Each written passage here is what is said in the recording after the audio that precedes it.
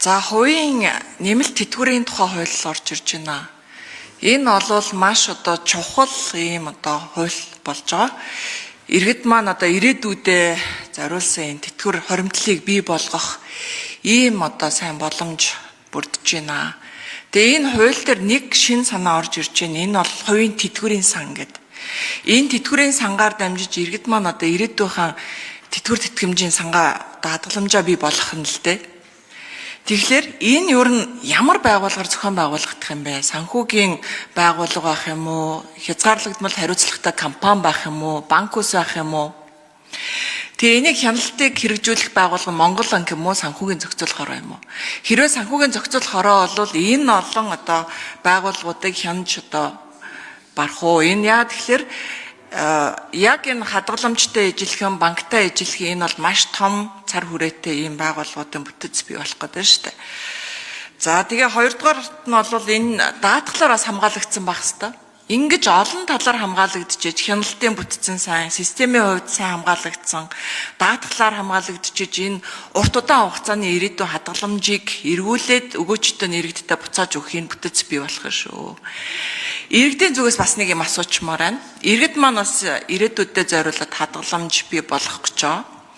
Тэгэхээр энэ маань хэр дижитал системд холбогдсон байгаа юм бэ? Өнөөдөр бид нар нэмэгдсэн уртгийн албан дотрын 2% буцаалтыг өгж байгаа иргэдтэй. Гэтэл зарим иргэд маань нөтийн 2% буцаалтыг авдаггүй иргэд байдаг. Энэ 2%-ийн буцаалтыг авдаггүй иргэд маань энэ хувийн тэтгэврийн сан дээр энэ хоримтлаа энэ авахгүй байгаа нөтөөгөө шууд холбох юм дижитал холболтын систем нь бий болох боломж байна уу гэдэг энэ хоёр асуултыг асууя. За энэ 20 онд их хурлын гишүүдтэй хамт өргөн мэдүүлсэн хуулийн концепцтой ижилхэн хувийн нэмэлт тэтгэврийн хууль. Яг бид бол өнгөрсөн хугацаанд төрийн бус байгууллагын статустаагаар компани аж ахуйн нэгж байгууллагууд иргэдийн ажилтнуудынхаа тодорхой шимтгэлийг хоримтлуулад ингээд өнөөдрийг хүртэл явж ирсэн олон банк санхүүгийн байгууллагууд ч гэсэн байгаа. Эхнээсээ тэтгэврт гараад эхэлсэн байгаа. Энэ хувийн нэмэлт тэтгэврийн хууль батлагдсанаар бол одоо хүчин төгөлдөр мөрдөгж байгаа хөрөнгө оруулалтын сангийн хууль байна. Тэгэхээр хөрөнгө оруулалтын сангийн хуулиар бол хувийн тэтгэврийн сан бол өөрөө хөрөнгө оруулалтын сан байна. Хөрөнгө оруулалтын сан санхүүгийн зохицуулах орооноос зөвшөөрөл авна. Хөрөнгө оруулалтын сан хэн удирддаг вэ гэвэл хөрөнгө оруулалт менежментийн компани удирддаг. Тэгэхээр хөрөнгө оруулалт менежментийн компани тус санг удирдаад тэр санд шимтгэл төлж даатгуул төлж байгаа тэр даатгуулагч нартаа энэ бүтээгдэхүүнүүдийг санал болгодог. Жишээ нь та залингийнхаа тэдэн хувийг манад хийвэл жилд тэдэн хадгаламжийн хүү 16 биш гэхэд ядаж нэг 10% өгөөж тооцноо. Жилд эрүүл мэндийн ийм бүтээгдэхүүн хамрагданаа. Жилд нэг онцлогоонд орноо ч гэдэг юм уу ийм байдлаар. Ингээ хувийн тэтгэврийн сангууд хоорондоо бол өрсөлддөг. Тийм учраас хөрөнгө оруулалтын сангийн хуулиараа санхүүгийн зохицуулах хороо өөрөө хяналт тавьж ажилдаг.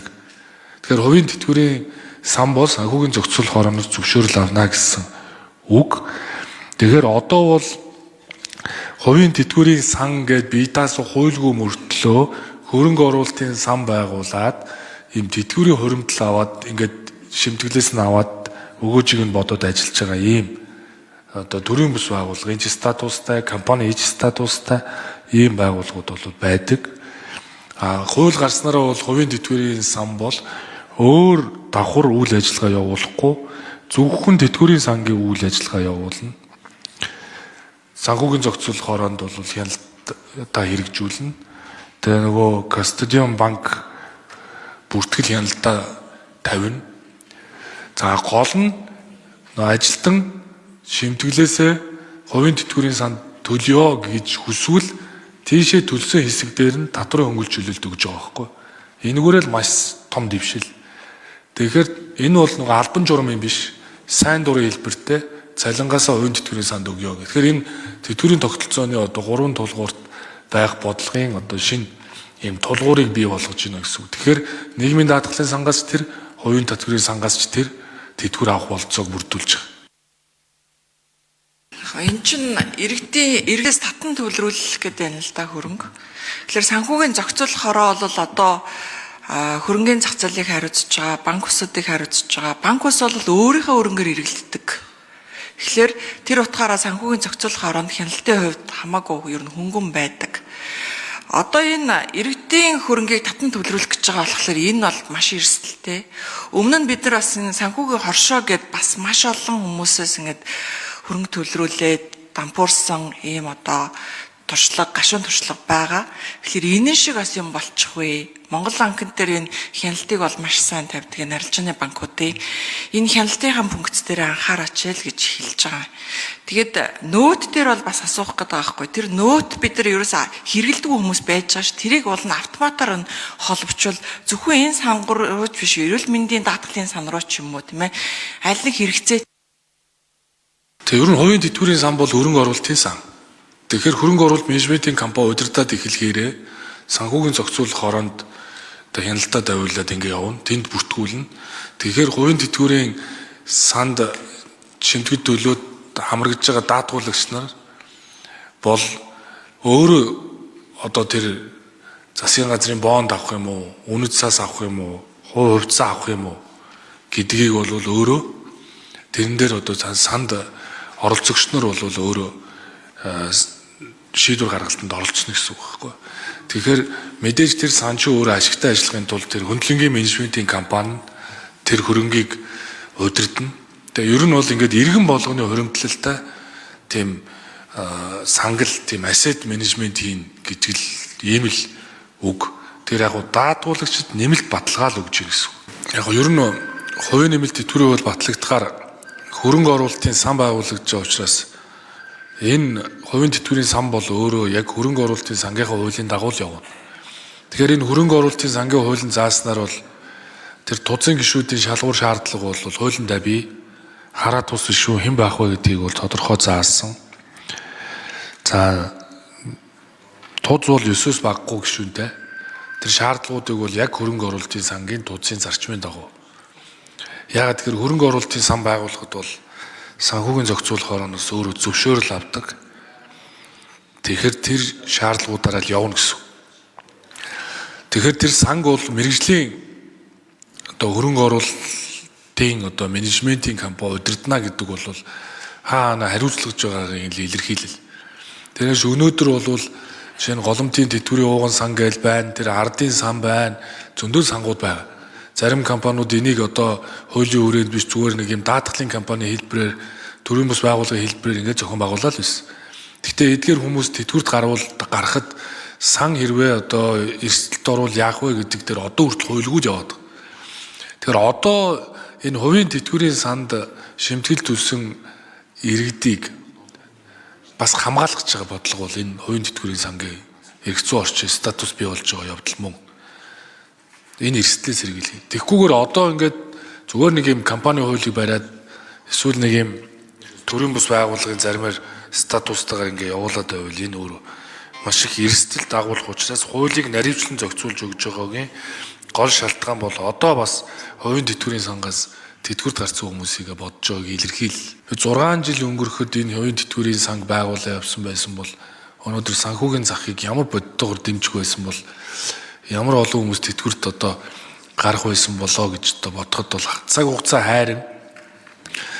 Тэгээ ажлын хэсэг ажиллаж анхааралтай ажилласан энэ 10-20 жилд бол одоо тэгээд юу хэсэг хийж үтэх боломж байсан. Тэгээ юм тийм л учраас энэ дуустгүй яриагаал дуусгачихъя л гэж би зориод байгаа юм.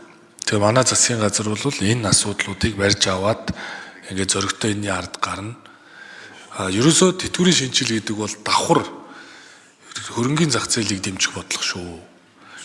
За энэ тэтгэврийн шинжил гэдэг бол иргэн болгонд хүрх ганц сууг шүү. Тийм учраас тэр үндсэн хуулийн 6-гийн 2 газрын хэвлэлийн баялагын дийлэнхийг ард түмний эзэмшин тэр баялагын сангийн хуулийг амьлуулах цор ганц тогтолцоо бол тэтгэвэр юм бэл. Тэгэхээр энэ зарчмаар за гишүүний асуулт нэмэлт хариултыг санхүүгийн зохицуулах хороо Цэрэн Бадрал. За олон улсын эдийн засгийн хамтын ажиллагааны байгууллагаас гарсан зарчмын дагуу За тэтгэврийн сангийн хяналт зохицуултыг үндсэндээ төв банк болон санхүүгийн зохицуулахаар одоо ижил чиг үүрэг байгууллагууд нь хяналт тавьж ажилладаг. За манай хуулийн төсөл дээр санхүүгийн зохицуулахаар хяналт тавихаар бол оруулж ирж байгаа. За өнөөдрийн байдлаар Монгол улсад 39 хөрөнгө оруулалт менежментийн компани байна. За үндсэндээ энэ дээр хөрөнгө бүртгэлтэй хөрөнгө оруулалтын сангийн нийт хөрөнгийн дунд 700 орчим тэрбум төгрөг байгаа. Тэгэхээр манай одоо хөрөнгө оруулалт менежментийн компаниудын хувьд бол харьцангуй одоо хөрөнгийн менежмент хийж тэр тал дээр зохицуулалтанд ороод явж байгаа нэлээд туршлагатай болж байгаа гэж харж байгаа. Зөв санхүүгийн зохицуулах хорооны зүгээс одоо энэ хууль гарснаар хөрөнгийн зах зээл дээр нэлээд томоохон босон өөрчлөлт урт хугацааны хөрөнгө бий болно гэж харж байгаа. За бидний тооцож байгаагаар бол одоо ойрын 5 жилийн хугацаанд ойролцоогоор одоо 1.1 орчим төгрөгийн одоо хоригдол бий болох болов гэсэн тийм хүлээлттэй. Энэ тооцоолол ихтэй бид нар одоо өнөөдрийн байдлаар сая 15 мянга одоо нийгмийн даатгал төлдөг иргэн байна. За манай одоо дундад цалин 2,877 мянга байгаа. Үүнээс одоо дунджаар олон улсын жишгийн дагуу хувь хүн 2%, за аж ахуй нэгж 2% төлөө явах юм бол одоо ойрын 5 жилийн хугацаанд 1.5 их найдын одоо ийм хоригдол үүснэ гэсэн ийм одоо тооцоолол байна. За энэ манай нийгмийн хамгааллын одоо энэ асуудлыг шийдэхсэн хөрөнгөний зах зээл дээр урт хугацааны хөрөнгө бий болол эргээд хөрөнгөний зах зээл өгчөд ихийг ач холбогдолтой гэж харж байгаа. За хувийн тэтгэврийн сангийн хувьд хуулийн төсөлд заасны дагуу ХХК хэлбэртэй байгуулагдахаар туссан байгаа. За тодорхой хуулийн төсөлд хязгаарлалууд туссан. Тухайлжлах юм бол нэг хувьцаа эзэмшигчдийн хувьцаа хэмжих дээд хязгаар нь 20% байгаа. Өөрөөр хэлбэл одоо 5 буюу түүнээс дээш хувьцаа эзэмшигчд хамтарч одоо хувийн тэтгэврийн санг байгуулахаар маань дөрвийн сангийн хувьд 15 тэрбум төгрөгийн одоо лимитийг тавьж өгсөн байгаа. За мэдээж хувийн тэтгэврийн санг үүсгэн байгуулж байгаа энэ төлөөлөл удирдах зөвлөн компани дээр мэрэгжлийн тодорхой шалгуурууд тавигдж байгаа. За тухайлжлах юм бол одоо төлөөлөл удирдах зөвлөлийн хувьд дийлэнх гишүүд нь хараат бус байх. Тэр дотроо одоо хувийн тэтгэврийн санд хамрагдсан иргэд буюу гишүүдийн төлөөлөл бас 3-аас доошгүй байх зэрэг одоо энэ хязгаарлалтуудыг бол оруулж өгсөн байгаа. За ер нь бол зөвхөн хувийн тэтгэврийн сангийн гол одоо хөрөнгийн удирдлага менежмент аюулгүй байдлын тал дээр нэлээд асуудал гарч байна. За энэ дээр нэг энэ хувийн тэтгэврийн сангийн хөрөнгийн удирдлагыг хөрөнгө оруулалт менежментийн компани буюу